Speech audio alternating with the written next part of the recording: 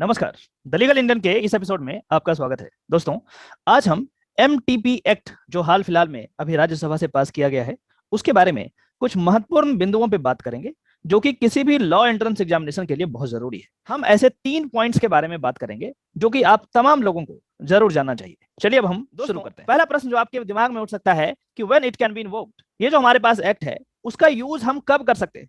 क्या हर समय, हर सिचुएशन में, हर छोटी छोटी बातों पे हम एबॉर्शन के लिए जा सकते हैं? क्या ये पॉसिबल है इस एक्ट के अकॉर्डिंग? तो यहाँ पे कहा गया है कि नहीं, ऐसी बात नहीं है। आपको कुछ बातों का ध्यान रखना पड़ेगा और कुछ कंपेलिंग सर्कमस्टांसेस में ही आप एबॉर्शन के लिए जा सकते हैं। यहाँ पे कहता है कि women's right to abortion is accessible only in the face of such compelling circumstances.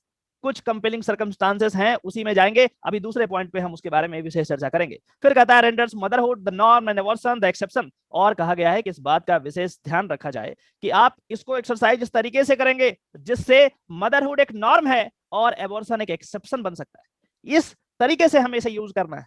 और फिर आगे बढ़ते हैं। देखिए क्या कहता है। अगला पॉइंट कहता है pregnancies are allowed to be terminated only, only word का ध्यान रखिएगा। Pregnancies are allowed to be terminated only where continuance of such pregnancy would prejudice the life of the pregnant woman or cause grave injury to her mental or physical health, or if the child were, it would suffer from any serious physical or mental abnormality। तो मैंने आपको पहले ही बताया था कि कुछ compelling circumstances में ही इस एक्ट का यूज किया जा सकता है। हर सिचुएशन में जब आपको मर्जी हो उस हालात में इस एक्ट को यूज नहीं कर सकते हैं। और इस बात का भी विशेष ध्यान रखा जाएगा कि मदरहुड एक नॉर्म है और एबॉर्शन एक एक्सेप्शन बनेगा। अगला जो हमारे पास पॉइंट है वो ये है कि आखिर इस न्यू एक्ट में क्या चेंजेस किए गए हैं जो पहले वाले एक्ट में नहीं थे, या फिर पहले वाले एक्ट में यदि थे भी तो उसमें क्या बदलाव किए गए हैं। उस बदलाव के बारे में हमें जरूर जानना चाहिए और क्वेश्चन यदि आएगा तो उस बदलाव से आएगा। यहाँ पे कहता है it replaces any married woman और her husband with any woman और her partner while contemplating termination of pregnancies resulting from contraception failures, thus ostensibly destigmatizing pregnancy outside the marriage। यहाँ पे कहा गया है कि पहले यदि किसी को एबॉर्शन के लिए जाना होता था, मेडिकली टर्मिनेट कराना होता था, तो वो महिला खुद जाए या फिर उसके हस्बैंड चले जाए जिनसे वो प्रेग्नेंट हुई है। तो ऑब्वियस सी बात है महिला या फिर हस्बैंड, दो को ही ऑप्शन दिया गया था।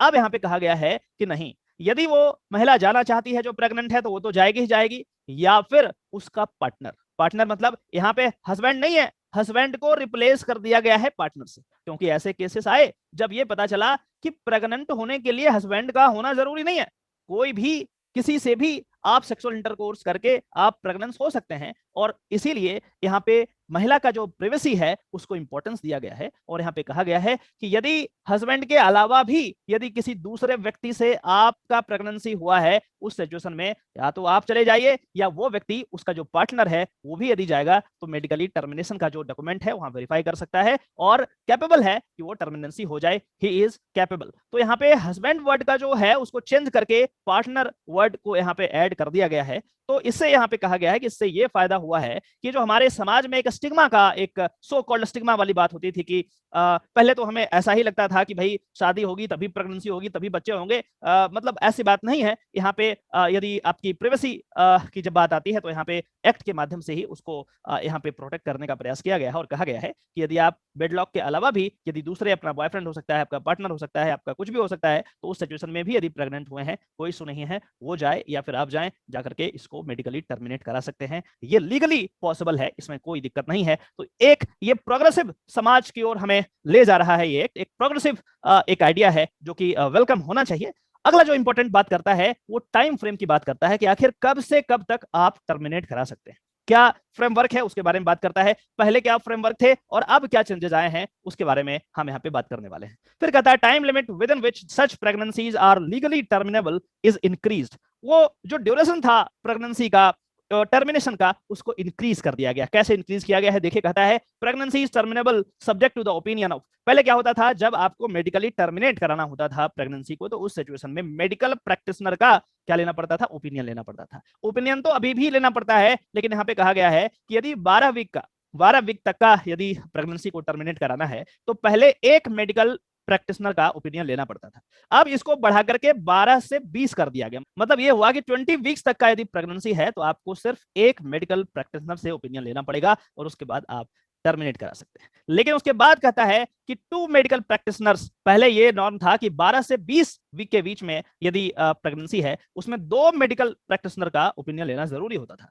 अब उसको बढ़ा के कर दिया गया है कि 20 से 24, यदि 20 से 24 वीक तक का प्रेगनेंसी है तब आपको 2 मेडिकल प्रैक्टिशनर की जरूरत होगी, अन्यथा यदि 20 वीक तक है तो आपको सिर्फ एक ही मेडिकल प्रैक्टिशनर से यदि उनका ओपिनियन मिल जाए तो आप लीगली कंपिटेंट हो जाते हैं, उसको टर्मिनेट कराया जा सकता है, कोई दिक्कत नहीं है। तो ये बेसिकली कुछ चेंजेस थे जो कि एग्जामिनेशन पॉइंट ऑफ व्यू से बहुत इंपॉर्टेंट है।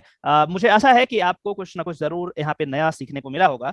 आप में से वैसे लोग जो इस एक्ट को पढ़े हैं या फिर इसके बारे में और पॉइंट्स जानते हैं, एक्चुअली है तो बहुत सारा पॉइंट्स, लेकिन हमारे पास समय शॉर्ट होने के कारण हमने जो इंपॉर्टेंट था, सबसे ज्यादा इंपॉर्टेंट जो था, वो 3 बातों को हमने यहाँ पे डिस्कशन किया है। आप यदि चाहते हैं कि कुछ और बात यहाँ पे ऐड किया जाए तो आप नीचे जाकर के कमेंट करें और उसके बाद मैं उसको पिन कर दूंगा ताकि दूसरे लोग जब देखेंगे तो उसको भी फायदा हो जाए। दोस्तों, ये वीडियो यदि आपको पसंद आता है तो इस वीडियो को लाइक करें, इस चैनल को सब्सक्राइब जरूर करें ताकि इसी तरीके का ऑथेंटिक लीगल जानकारी आपके डोरस्टेप तक मैं पहुंचाता रहूं। चलिए फिर से मिलते हैं किसी और टॉपिक में, तब तक के लिए नमस्कार, जय हिंद।